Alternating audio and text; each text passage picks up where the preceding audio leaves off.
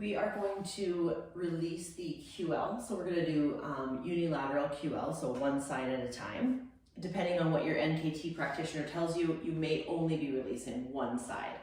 But the QL, so the erector was these muscles here right next to the spine, okay? And the QL attaches to this hip bone, okay, your bony prominence of your hip, and then it comes up to about where your ribs start, okay, and attaches in through your ribs. So it's kind of like a triangle, kind of comes down and attaches here. So whereas your erector, you're in with the ball around here, and with the QL, you're a little bit more to the side. So we're gonna come onto the floor. I'm gonna demo it on my right side, and I'm gonna use all three of the release tools that we have.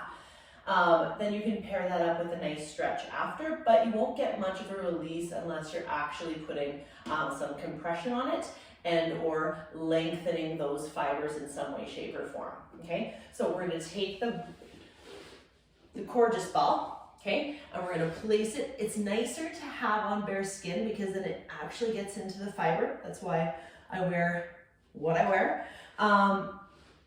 Over top of a t-shirt or something is absolutely fine, but it is best to get right in to the fascia and get a little bit more length.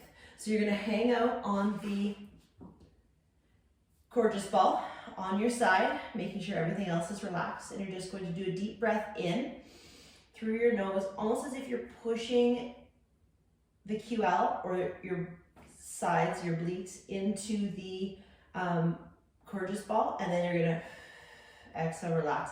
Really just allowing that fascia to relax over top of the gorgeous ball. With the gorgeous ball, you're probably not gonna have a huge amount of trigger point pressure or pain, but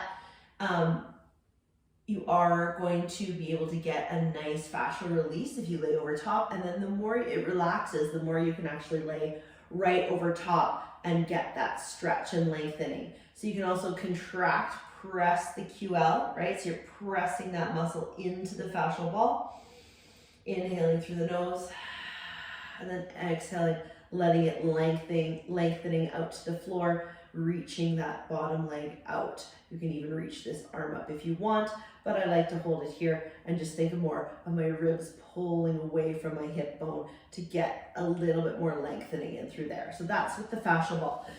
You can take the tune-up balls, either individually or in the bag that they come in, and you're gonna get right into that QL, right on the side there, staying up on my elbows, pressing them into the floor so that I'm not putting pressure on the anterior delt. So I'm just gonna be here. This one, I'm going to press the leg into the floor so that I'm gonna activate that QL. And then I'm gonna relax and let that QL just meld over top of that fascial ball. Give it a number. This one will be a little bit more tender because it's more of a little pressure point. And then wait for that 2 minutes or until that releases.